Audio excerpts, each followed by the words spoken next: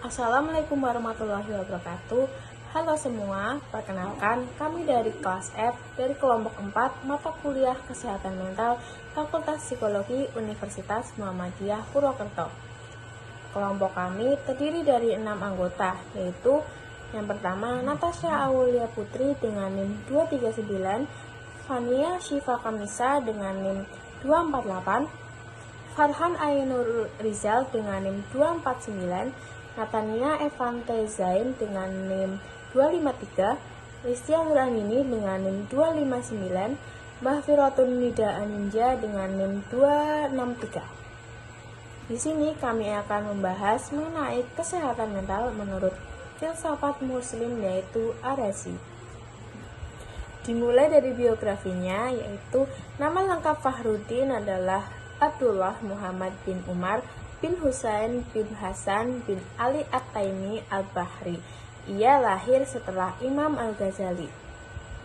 Ia adalah seorang dokter yang terkenal pada abad pertengahan baik di dunia timur maupun barat.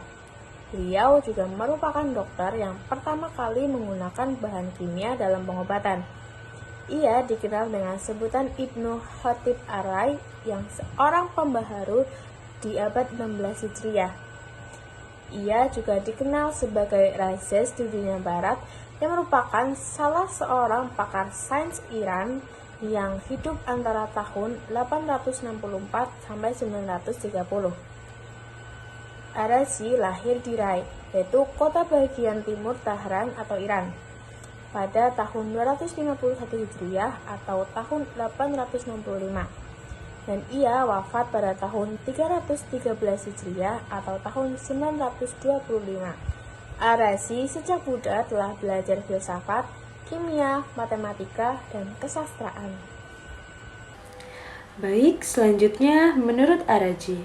Menurut Ar-Razi, manusia memiliki 3 jiwa, yaitu yang pertama, an-nafs an-natiqah al-ilahiyah, yaitu jiwa yang bersifat rasional dan ilahiyah. Yang kedua, yaitu an-nafs al-ghadabiyah wa al-hayawaniyah wa anamiyah wa asyahwaniyah, yaitu jiwa yang bersifat emosional dan kehewanan. Yang terakhir, yaitu an-nafs al-nabatiyah wa anamiyah wa asyawanifah, yaitu jiwa yang bersifat vegetatif, tumbuhan, dan syahwat. Selanjutnya, Fa'aldin Ar-Razi juga mengatakan bahwa jiwa bisa juga dibuktikan secara empiris, yang berbeda dengan tubuh dan bagian-bagian tubuh dengan beberapa alasan. Yang pertama, jiwa bukanlah himpunan bagian-bagian tubuh karena penglihatan tidak menghimpun seluruh kerja bagian tubuh. Yang kedua, jiwa juga tidak identik dengan bagian dari tubuh karena tidak ada dari bagian tubuh yang meliputi semua kerja tubuh. Yang ketiga, jika kita melihat sesuatu, kita mengetahuinya, setelah itu menyukainya ataupun membencinya, mendekatinya, dan menjauhinya. Jika penglihatan adalah sesuatu dan pengetahuan adalah sesuatu yang lain, maka yang melihat kita akan mengetahui. Padahal, ketika saya melihat, saya mengetahui. Jadi, esensi dari penglihatan dan pengetahuan adalah satu. Dan selanjutnya yang keempat, semua bagian tubuh adalah alat untuk jiwa. Jiwa melihat dengan mata, berpikir dengan otak, terbuat dengan hati, merasa dengan kulit, dan seterusnya. Yang pertama, tabiat jiwa. Fakhruddin Ar-Razi mendefinisikan jiwa sebagai suatu substansi yang berbeda dengan badan, terpisah secara esensial dan bergantung dengannya secara pengaturan dan instruksi. Anggota badan merupakan perangkat dan alat bagi jiwa, sebagaimana pengrajin kayu melakukan berbagai pekerjaan dengan perantara atau bantuan berbagai alat. Maka demikian pula jiwa, ia melihat dengan mata, mendengar dengan telinga, berpikir dengan otak, dan bertindak dengan hati. Oleh karena itu, semua anggota badan itu merupakan alat bagi jiwa. Ar-Razi juga membicarakan tentang al-nafs mutmainah, yang artinya jiwa yang mengenalnya atau ma'rifatullah karena selalu beribadah kepadanya. Jiwa tidak bersifat fisik sebab ia merupakan substansi yang bebas dari sifat fisik. Kedua, daya jiwa. Fakhruddin tidak mengungkapkan hal baru tentang jiwa, melainkan mendasarkan pendapat tentang jiwa dari Ibnu Sina. Dia berpendapat bahwa jiwa memiliki 3 daya. yaitu yang pertama, daya tumbuhan atau an-nafs an-nabatiyah, dan yang kedua, daya hewan atau an-nafs al-khudubiyah wa al-hawaniyah. Yang ketiga, daya insani atau an-nafs an-natiqah al-ilahiyah. Daya-daya jiwa manusia meliputi daya berpikir dan merasa, serta daya untuk berbuat atau melakukan sesuatu. Daya-daya inilah yang membuat manusia dapat bergerak dan melakukan berbagai jenis perbuatan.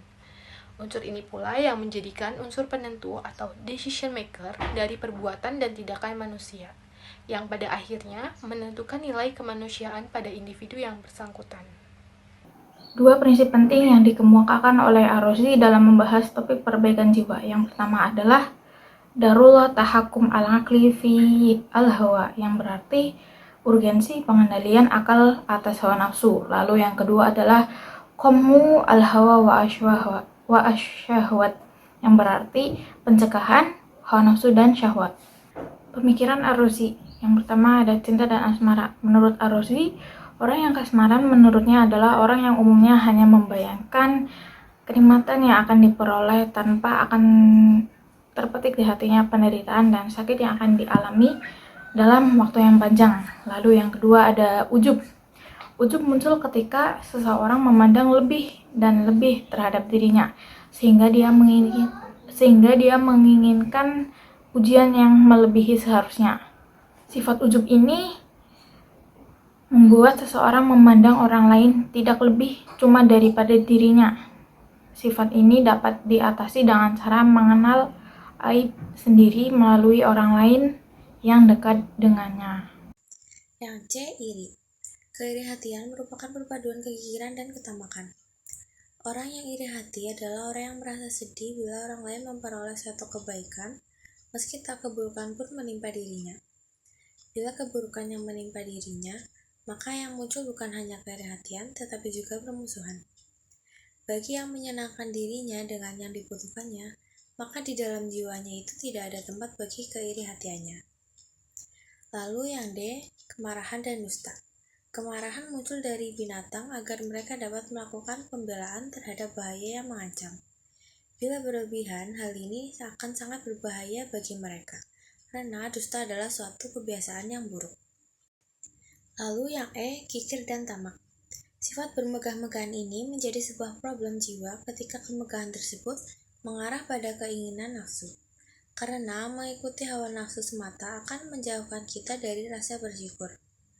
Hal ini bisa terjadi karena kita menganggap ketenangan dan kebahagiaan itu diukur dari banyaknya harta dan anak.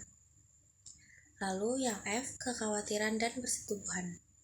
Kekhawatiran berlebihan adalah tidak baik, sebab keberlebihannya tanpa alasan yang baik dapat menyebabkan terjadinya halusinasi, melankolik, dan kelayuan dini.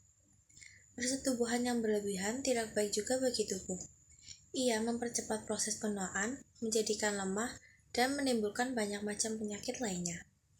Sebaliknya, sedikit mungkin melakukan persetubuhan, karena bila dilakukan secara berlebihan, menyebabkan lebih banyaknya akibat buruk.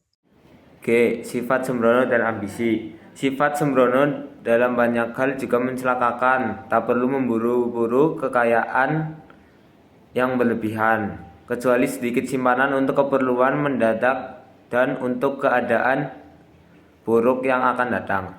Ambisi bisa menyebabkan berbagai keanehan dan bencana.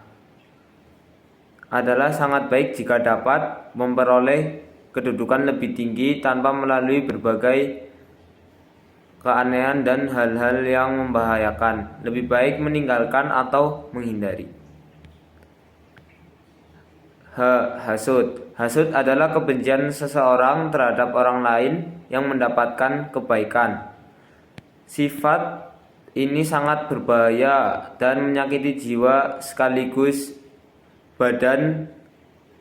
Jiwa akan menjadi lemah serta menimbulkan sejumlah gejala gangguan jiwa, semisal sedih, letih, dan kepikiran.